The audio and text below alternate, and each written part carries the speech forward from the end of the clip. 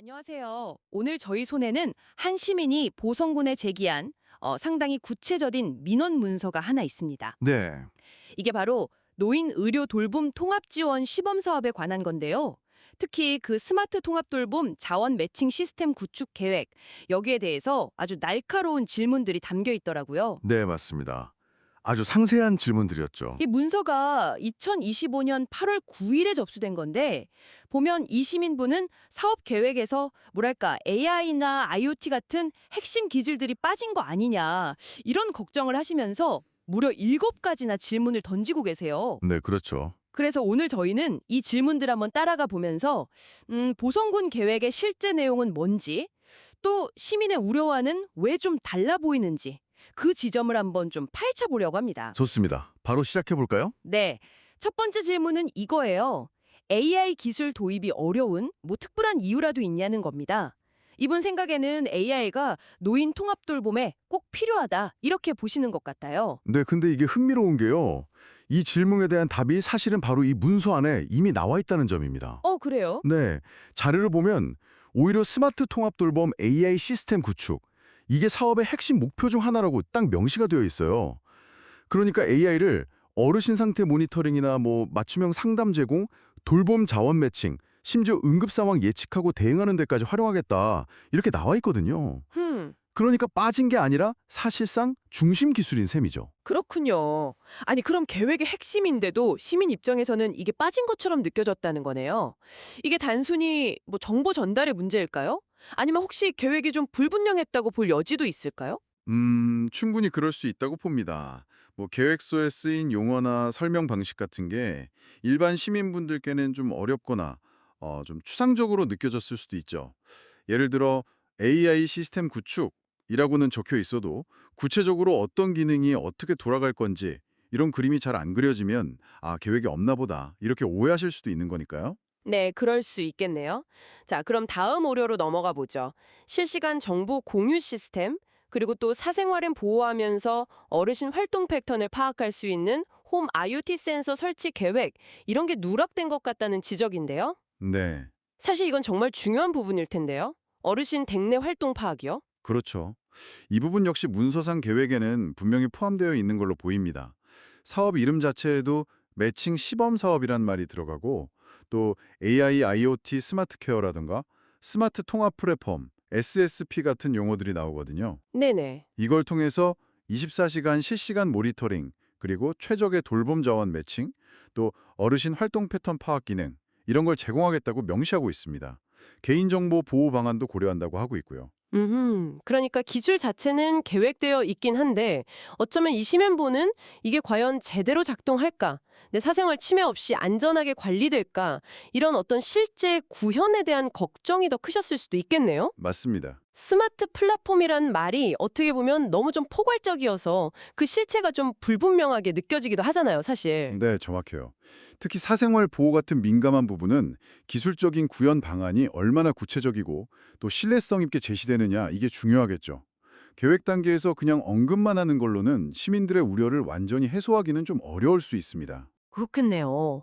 자, 그리고 또 통합 돌봄을 총괄한 어떤 관제센터라던가 기존의 여러 돌봄 서비스들을 하나로 묶는 연계 시스템 이런 게 잘 안 보인다는 의문도 제기됐습니다. 서비스 통합이야말로 이 사업의 핵심일 텐데 말이죠. 그렇죠. 꼭 필요한 부분인데 근데 문서에서는요. 이 시범 사업 자체가 실증 연구의 성격을 띠고 있다고 설명하고요. 아까 말씀드린 스마트 통합 플랫폼 SSP 이게 사실상 통합 관제센터의 역할을 수행한다 이렇게 설명합니다. 아하, 그러니까 별도의 관제센터 건물이 아니라 그 디지털 플랫폼이 중심 역할을 한다는 말씀이시군요. 네, 맞습니다. 다양한 기관의 돌봄 정보를 이 플랫폼으로 다 모아서 관리하고 서비스 연계와 조정을 통해서 통합적인 돌봄 체계를 만드는 게 목표라고 하죠. 하지만 그 여러 기관과 서비스를 하나로 묶는다는 게 이게 말처럼 쉽지는 않잖아요. 물론이죠. 기존 시스템과의 연동 문제라던가 데이터 표준화 같은 현실적인 어려움들, 이런 거에 대한 구체적인 언급이 좀 부족했다면 이것도 외부에서는 계획이 좀 부실한 거 아닌가? 이렇게 보일 수 있겠어요. 정확합니다. 계획의 의도는 좋은데 실제 이거 실행하는 과정에서 부딪힐 어려움들을 어떻게 넘어갈 건지 그런 구체적인 로드맵이 명확하게 보이지 않으면 당연히 의구심을 가질 수 있죠. 네. 자, 마지막으로요. 돌봄이 필요한 어르신하고 돌봄 제공자를 실시간으로 딱 연결해주는 매칭 기능, 그리고 응급 상황이 탁 터졌을 때 ICT 기술로 빠르게 정보를 공유하는 시스템, 이게 왜 빠졌냐는 질문입니다. 이 부분도 역시 사업 계획의 핵심 내용하고 정확히 일치합니다.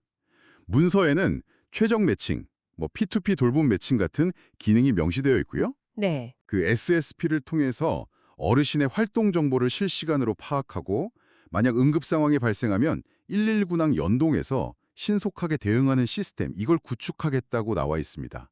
그러니까 이것도 빠진 게 아니라 오히려 가장 강조하는 부분 중 하나인 거죠. 허허, 이거 들어보니 정말 신기한데요. 시민분께서 걱정했던 거의 모든 기술적인 요소들이 실제로는 이미 계획 안에 다 들어있었다는 거잖아요. 네. 마치 서로 다른 문서를 보고 얘기하는 것 같은 그런 느낌이 드네요. 네, 그렇죠.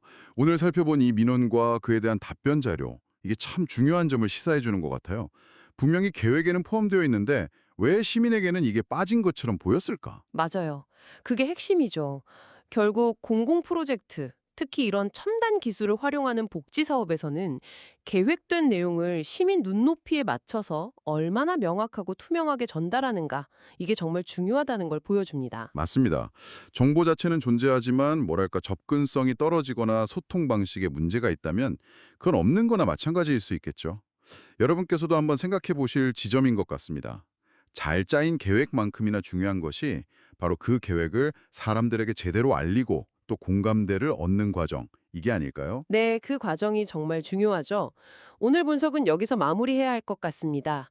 기술 중심의 복지 시스템 설계와 또 그 내용을 효과적으로 소통하는 것, 이 둘 사이의 균형에 대해 다시 한번 생각해 보게 되는 시간이었습니다. 다음에 더 흥미로운 자료로 찾아뵙겠습니다. 고맙습니다. 네, 감사합니다. 안녕하세요. 오늘 저희 손에는 한 시민이 보성군에 제기한 상당히 구체적인 민원 문서가 하나 있습니다. 네. 이게 바로 노인 의료 돌봄 통합 지원 시범 사업에 관한 건데요. 특히 그 스마트 통합 돌봄 자원 매칭 시스템 구축 계획, 여기에 대해서 아주 날카로운 질문들이 담겨 있더라고요. 네, 맞습니다. 아주 상세한 질문들이었죠. 이 문서가 2025년 8월 9일에 접수된 건데 보면 이 시민분은 사업 계획에서 뭐랄까 AI나 IoT 같은 핵심 기술들이 빠진 거 아니냐 이런 걱정을 하시면서 무려 7가지나 질문을 던지고 계세요. 네, 그렇죠. 그래서 오늘 저희는 이 질문들 한번 따라가 보면서 보성군 계획의 실제 내용은 뭔지 또 시민의 우려와는 왜 좀 달라 보이는지 그 지점을 한번 좀 파헤쳐 보려고 합니다. 좋습니다. 바로 시작해 볼까요?